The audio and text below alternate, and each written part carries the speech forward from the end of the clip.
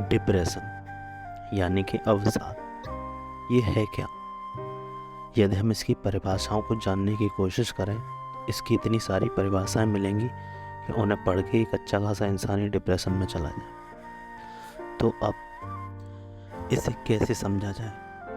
इसे हम ऐसे समझ सकते हैं कि डिप्रेशन ऐसा कुछ है जो हमें नहीं चाहिए, लेकिन ये हमारी ज़िंदगी में आ चुका है।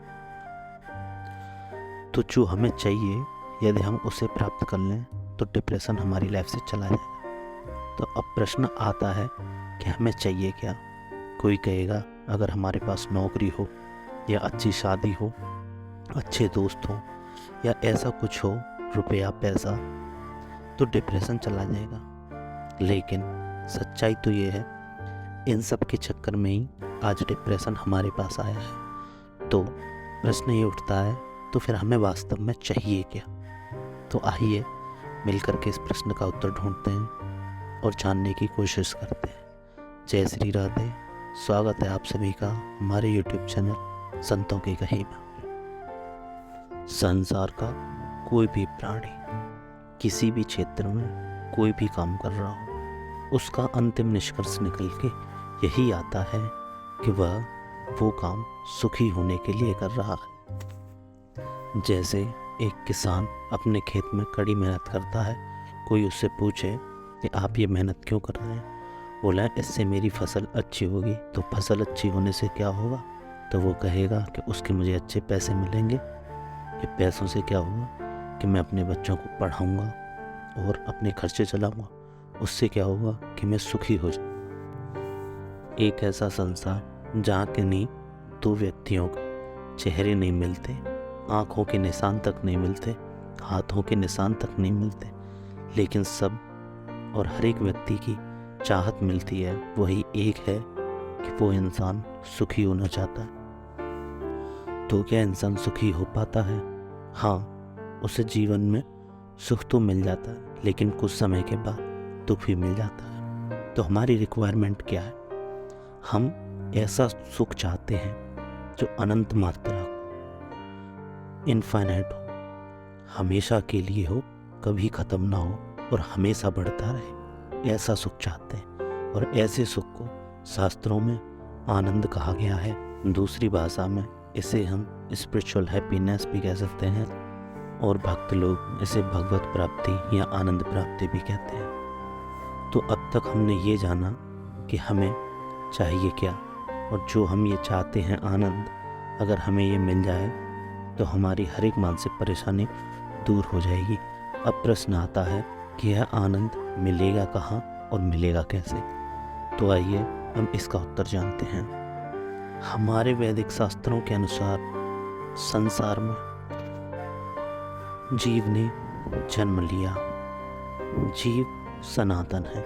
सनातन का तात्पर्य जो हमेशा से है, लेकिन जीव के अलावा दो और तत्व हैं जो सनातन हैं। हमारे शास्त्रों के अनुसार 3 सनातन तत्व हैं। नंबर 1 भगवान, नंबर 2 जीव जो कि हम हैं, नंबर 3 माया या खुद संसार। तो जीव की रिक्वायरमेंट है आनंद। जीव को चाहिए आनंद। वो कहाँ हो सकता है?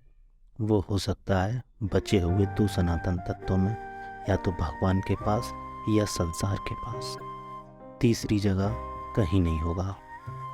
तो अब चर्चा करते हैं कि आनंद संसार में होता है या नहीं होता है। इसका उत्तर आता है खूब विचार करने के बाद कि संसार में आनंद नहीं होता है। आप कहेंगे क्यों नहीं होता है? वो इसलिए क्योंकि आनंद पर दुख का अधिकार कभी नहीं हो सकता है। मतलब आनंद के ऊपर दुख कभी भी हावी नहीं हो सकता है। एक बार आनंद मिलने के बाद हम कभी दुखी नहीं हो सकते, लेकिन संसार में जो आनंद मिलता है, इसमें बार बार दुख भी मिलता है। जैसे संसार में हमारे मित्र होते हैं, हमें मित्रों के साथ सुख मिलता है, लेकिन उन्हीं मित्रों से दुख भी मिलता है। हमारे संसार में पत्नी या पति होते हैं, उनसे हमें सुख मिलता है, लेकिन उनसे दुख भी मिलता है। हमारे संसार में पुत्र या पुत्री होते हैं, हमें उनसे सुख भी मिलता है लेकिन दुख भी मिलता है। संसार का कोई भी पदार्थ जो हमें सुख देता है वो हमें दुख भी देता है। इसलिए संसार के सुख में दो बहुत बड़ी कमियां हैं। एक, संसार का सुख बहुत ही लिमिटेड होता है। दूसरा, संसार का सुख खत्म हो जाता है। उदाहरण के लिए, यदि कोई गरीब व्यक्ति मोटरसाइकिल लेकर आता है तो बहुत खुश होता है, रिश्तेदारों के यहाँ दिखाने भी जाता है कि मैंने मोटरसाइकिल ली है। लेकिन जब वही व्यक्ति कार को देखता है तो दुखी हो जाता है और सोचता है कि कार वाला व्यक्ति कितने सुख में है। उसका ड्राइवर कार चला रहा है, वो आराम से बैठा है, कार में 4 पहिए हैं, कार गिरेगी भी नहीं।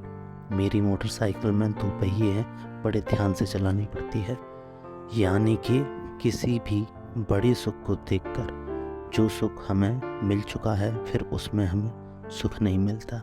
जैसे कोई गरीब इंसान यदि करोड़पति बन जाता है तो उसे सुख तो मिलता है, लेकिन जब वही इंसान किसी अरबपति को देखता है तो उसे दुख भी होता है कि मैं तो बस करोड़पति हूँ, ये अरबपति है। जो नीचे है वो हमेशा ऊपर जाना चाहता है, यानी उसे अपने स्थान पर सुख नहीं मिल रहा, इसीलिए वह आगे जाना चाहता है। जैसे कि कोई होमगार्ड इंस्पेक्टर बनना चाहता है और कोई इंस्पेक्टर आईजी डीआईजी बनना चाहता है और वह आगे और बड़ी पोस्ट के बारे में सोचते हैं, लेकिन जब उन्हें वो पोस्ट मिल जाती है तो उस पर सुखी न रह के और आगे का सोचने लगते। और यदि एक हाइपोथेटिकल एग्जाम्पल ये मान लें कि अगर सारी दुनिया का सुख एक व्यक्ति को दे दिया जाए तो वह स्वर्ग को सुख को देखकर, यानी कि वो व्यक्ति जिसे पूरी दुनिया का सुख दे दिया गया है, वह व्यक्ति स्वर्ग के सुख को देखकर दुखी हो जाएगा। उसे स्वर्ग के सुख के आगे यहाँ का सुख कुछ नहीं लगेगा। यहाँ का अमीर आदमी भी दवाई गोली खा के सोता है, उसे बीमारियाँ होती हैं। स्वर्ग में जो शरीर होता है उसमें तो कोई बीमारी भी नहीं होती। इससे ये निष्कर्ष निकलता है कि संसार में वो सुख नहीं है जो हमें चाहिए, यानी कि आनंद नहीं है। ये अनुभव की बात है, कोई भी इंसान इसका अनुभव कर सकता है और ये अनुभव सबको हो भी रहा होता है, लेकिन कोई भी मनुष्य इसका डिसीज़न नहीं बनाता कि संसार में सुख नहीं है। डिसीज़न इसलिए नहीं बना पाता कि वो आगे वाले को देखता रहता है, अरबपति को देखता है कि इसके पास सुख है। यही असली धोखा है। और यदि हम एक फैसला ले लें कि संसार में सुख नहीं है तो हमारा ये दुख दूर हो सकता। तो अब बात आती है ये डिसीज़न लें कैसे। ये डिसीज़न लेंगे बुद्धि के द्वारा, बार बार चिंतन के द्वारा, बार बार विचार के द्वारा।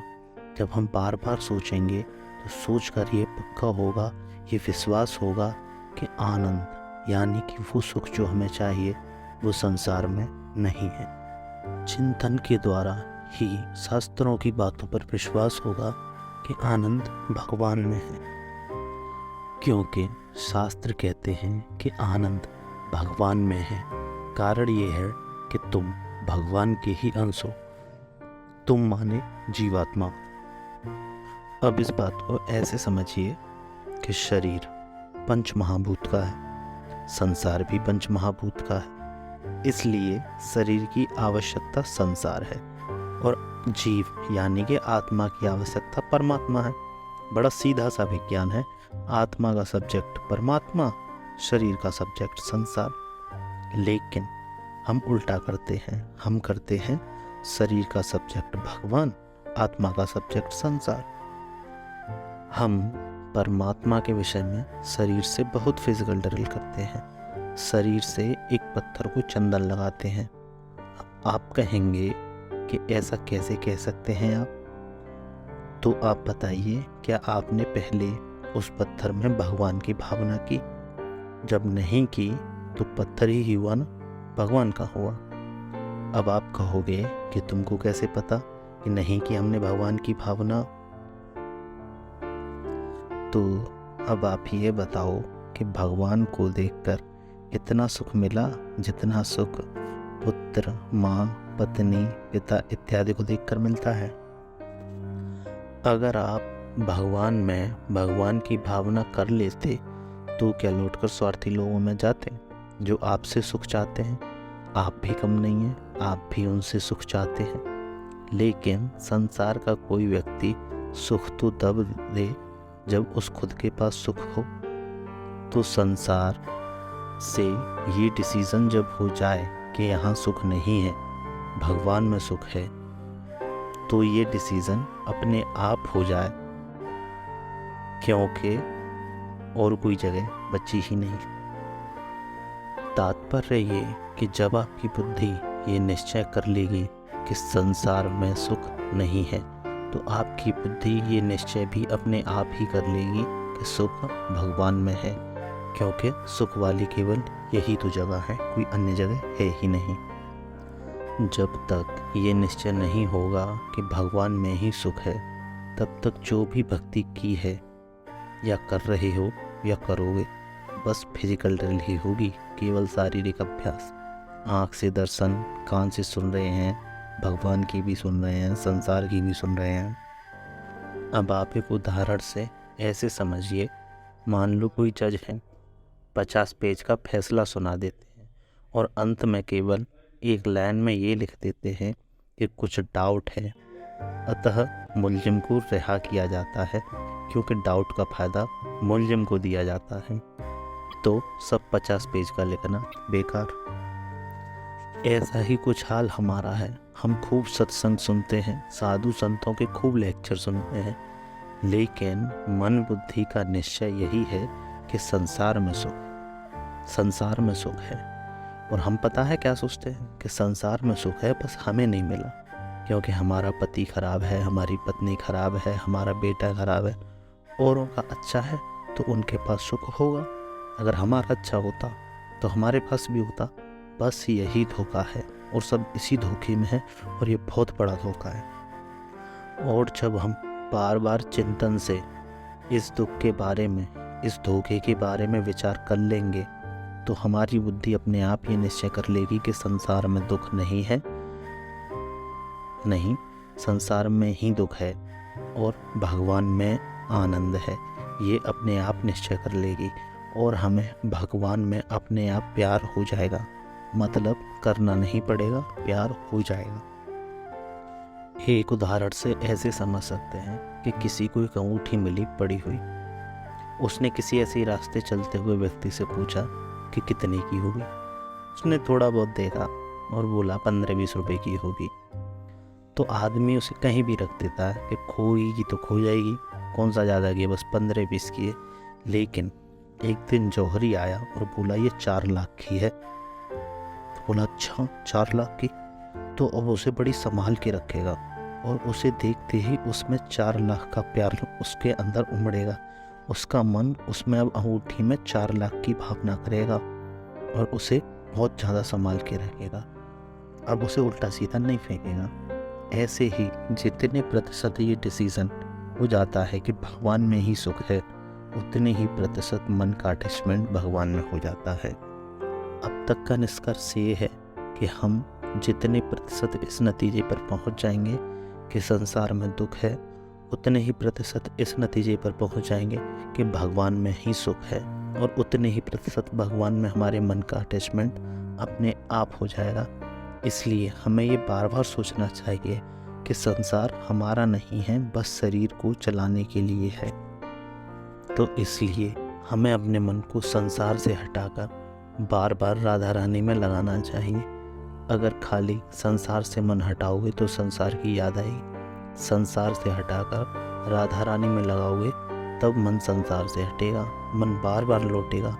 लेकिन चिंतन को बार बार हटाना होगा संसार से। ऐसा नहीं कि संसार में कोई दुश्मन है, संसार तो हितैषी है, लेकिन शरीर का हमारा हितैषी तो श्यामा श्याम ही है।